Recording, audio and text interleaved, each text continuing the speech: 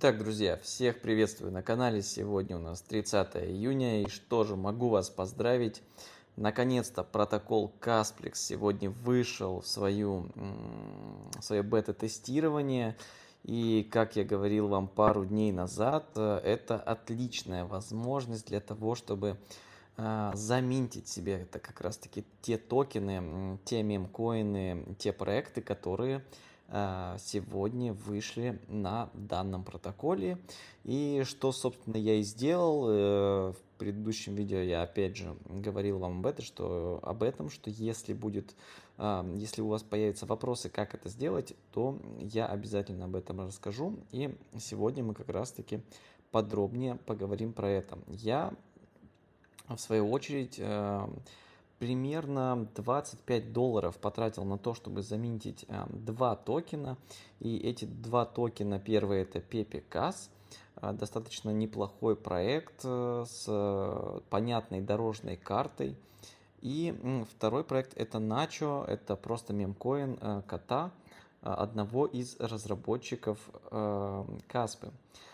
Почему я потратил на это всего лишь $25? Ну, во-первых, это, грубо говоря, минт токенов. Это не непосредственная покупка данных токенов на централизованной или децентрализованной бирже, а просто обмен в данном протоколе, то есть в протоколе Casplex в бета-версии, да, то есть первый день, буквально сегодня все сходило с ума, и протокол первые, там, наверное, полчаса-час работал не совсем стабильно, потому что очень много желающих было заминтить данные токены, ну вот поэтому я один из своих токенов, которые у меня до этого лежали на бирже, я просто решил, что он мне больше не нужен, и у меня оставалось там порядка $20, $24, и я их как раз-таки решил перевести в данные токены на Каспи для того, чтобы сделать вам контент, показать, ну и, конечно же, для того, чтобы в первую очередь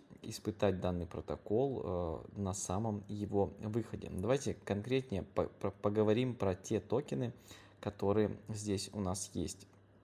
Вообще, из-за большой перегрузки, из-за того, что данный кошелек Casware, он еще достаточно сырой, то есть, как вы видите, он работает в виде расширения для браузера Google Chrome. Вот, либо он выглядит вот так, либо в полноэкранном режиме он выглядит вот таким образом, как вы сейчас видите на экране. И поскольку данный кошелек и, в принципе, да, Casplex, как я уже сказал, это бета-версия, то в первом там, часе работы он работал не совсем стабильно, хотя сеть Каспы абсолютно прекрасно справилась с огромной нагрузкой, не было никаких тормозов. Единственное, где был затык, это был затык в нодах, да, то есть в узлах, которые связывают майнеров и транзакций непосредственно с самой сетью. Ну а сама сеть работала абсолютно без нареканий, не было никаких проблем, сеть не падала, как у других известных проектов, таких как, например, Solana, да, на которой сейчас очень много мем-токенов. Но об этом, я думаю, мы поговорим как-нибудь в другой раз, а вот сегодня все-таки хотелось бы продолжить говорить про Casplex, и чуть позже мы с вами поговорим о том, что сейчас происходит с ценой. И да, сегодня мы достигли нового рекорда по цене, практически пробили потолок в 20 центов, но, конечно же, обо всем по порядку. Итак, первый токен это Pepe Cas. Подробный обзор на него, я думаю, я сделаю в отдельном видео. Сегодня я бы хотел сказать и о том, как я именно взаимодействовал с ним, потому что за минт одного токена, то есть, грубо говоря, за минт, точнее, 5000 токенов PepeCas нужно было заплатить одну монету Каспа.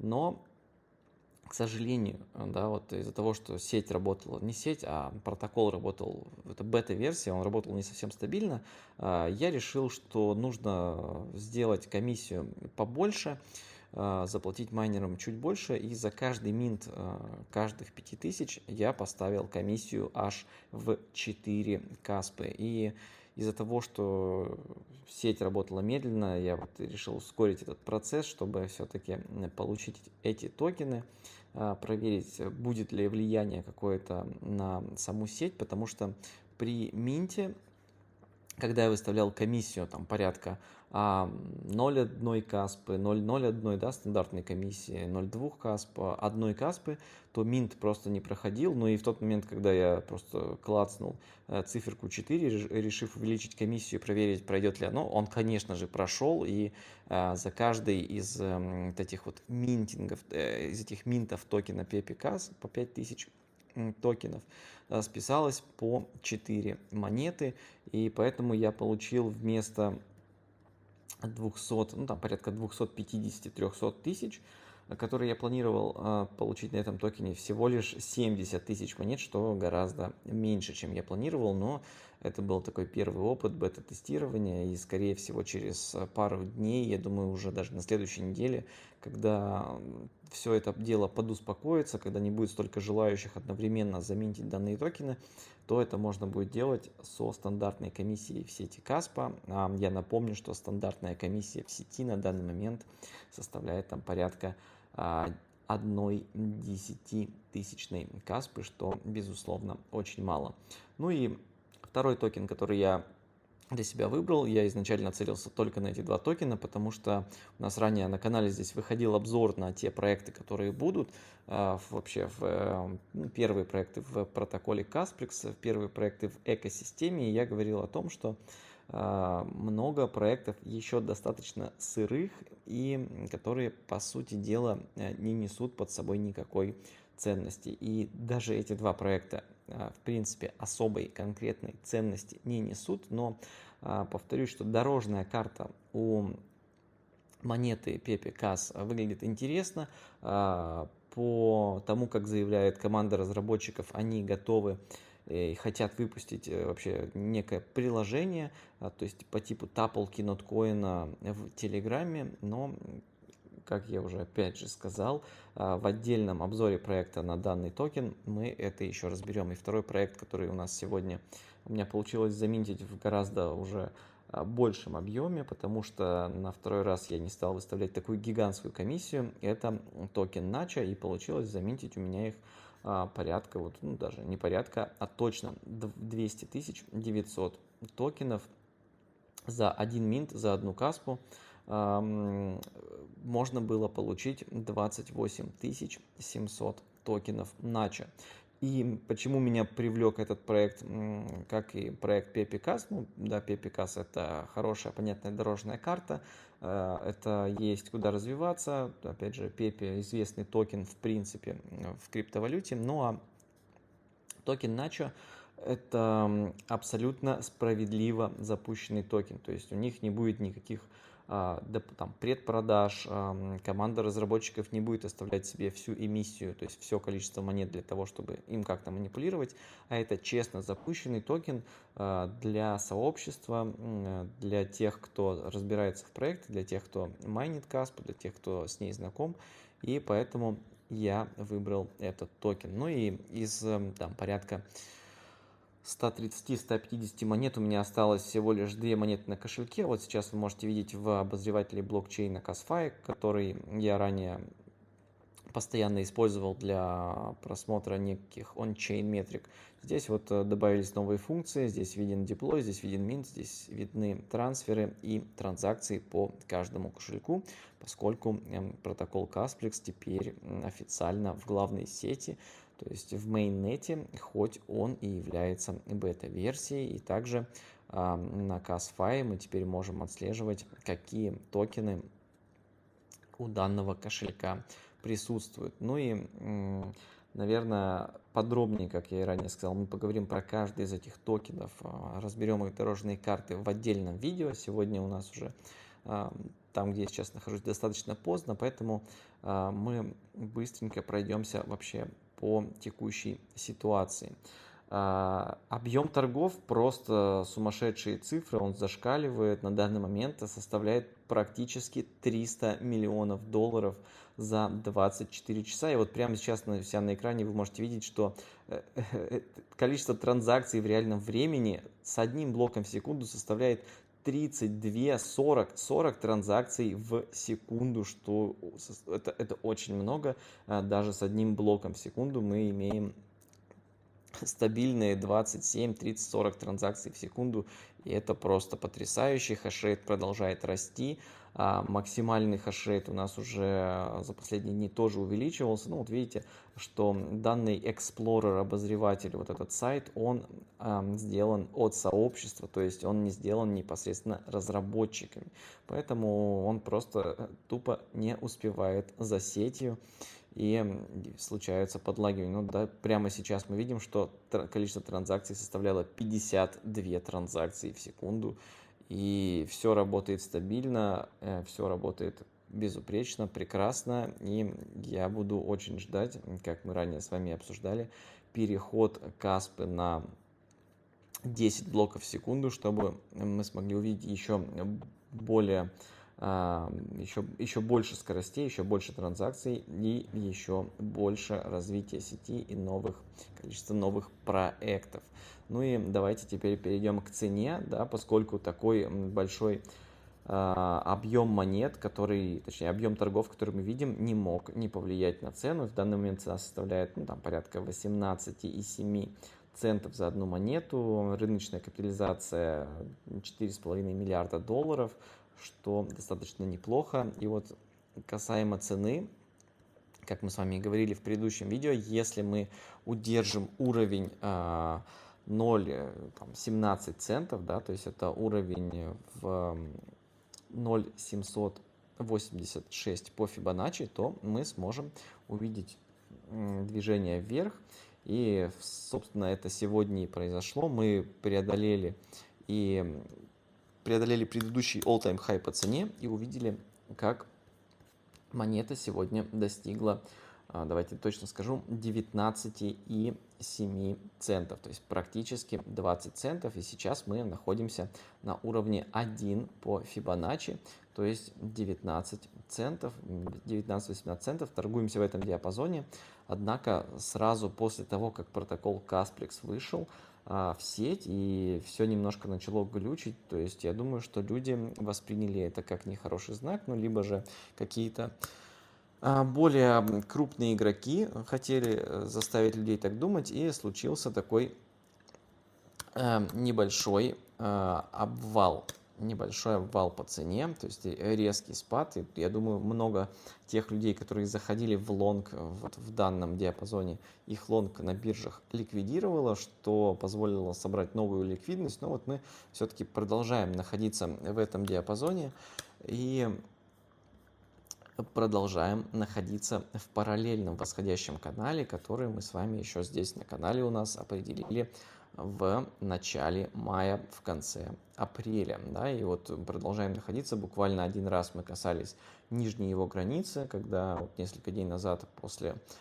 того, как монета достигла, опять же, новой вершины, да, предыдущей вершины в 19 центов, мы немножко опустились, и такой вот был фат на рынке, о котором мы тоже с вами говорили, которому не следовало доверять, и вот сегодня мы видим новые рекорды по цене.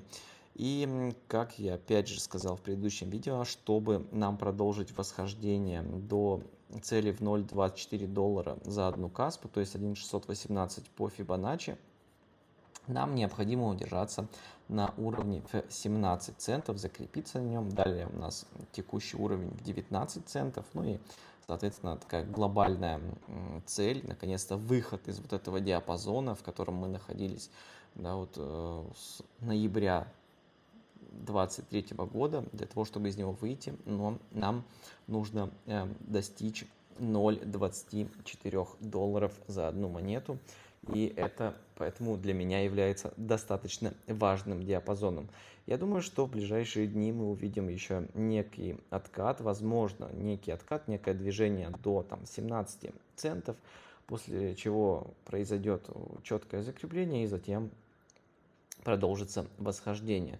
Ну и в случае прогнозирования цены я все-таки предлагаю вам, да, то есть то, чего придерживаюсь я, смотреть на диапазоны не в день, да, то есть диапазоны в день это более краткосрочная, такая среднесрочная торговля, ну а все-таки средне-долгосрочная и долгосрочная торговля это естественно, диапазоны в 1 месяц, поскольку Каспа это достаточно новый проект на бирже, на рынке он недавно.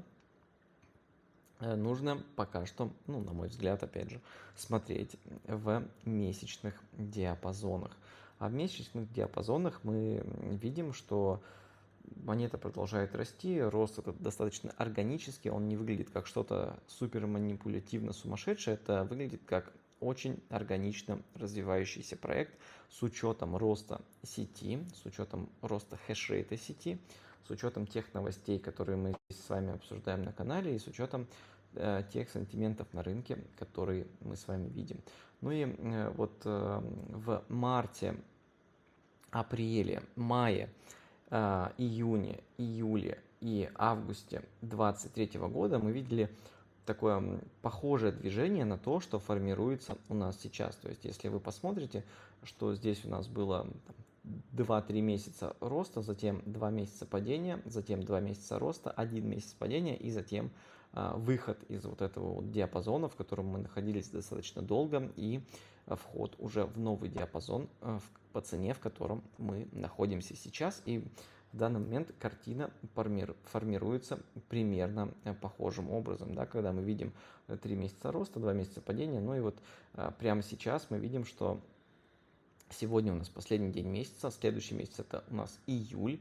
Как будет выглядеть июль и что из этого получится, будет ли это выглядеть точно так же, то есть у нас месяц вырастет на приблизительно, сколько здесь у нас, 30, да, по-моему, ну, порядка 30%, 29-30%, и закроется красной свечой, то есть будет ли такое в июле, что мы вырастем до 30% и закроемся красной свечой, то есть опустимся ближе к концу месяца, либо к середине его. И вот заметьте, как идеально это вписывается в текущий прогноз по Фибоначчи в отметке 0,24 доллара за одну монету, то есть уровень 1,618. Это как раз таки и будет являться от текущего движения 30%. То есть история, как любят говорить многие криптоаналитики, не повторяется, но она отлично рифмуется. И я думаю, что в данном случае это выражение будет очень сильно уместно, особенно когда мы сравниваем данные ценовые движения. Ну и окажется ли это так, или что-то изменится, пойдет ли цена, например, сразу же сильно вверх или сразу же сильно вниз, мы, конечно же, узнаем это только исходя из времени, исходя из того, что мы в принципе увидим, как будет развиваться событие. Но пока что делюсь с вами своими мыслями, делюсь с вами своими прогнозами и рассчитываю как раз-таки на такое движение, да, ну и, собственно, нахождение, опять же, в параллельном восходящем канале и многие другие метрики и факторы, о которых мы с вами говорили, позволяет мне предположить и сделать именно такое заключение и такой вывод.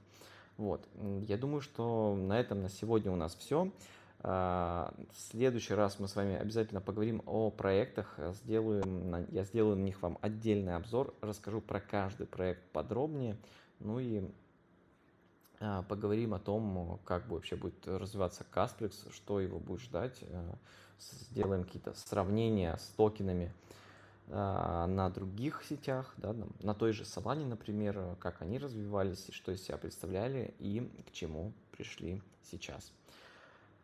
Вот такой у нас сегодня выдался день. Еще раз поздравляю всех, кто успел заминтить свои токены. Если вы не успели заминтить свои токены, то я думаю, у вас еще на это будет время. Ну а Будут ли они развиваться, конечно же, покажется нам, мы увидим только с течением времени. Если у вас есть какие-то вопросы, если вам понравилось данное видео, то обязательно подписывайтесь на канал, обязательно ставьте лайки, оставляйте комментарии. Будет полезно увидеть активность на канале, особенно в виде комментариев, лайков и подписок. Это очень сильно поможет для создания еще больше полезного контента и для развития канала. Ну, а на этом на сегодня все. Всем желаю хорошего дня, хорошего вечера. Всем пока.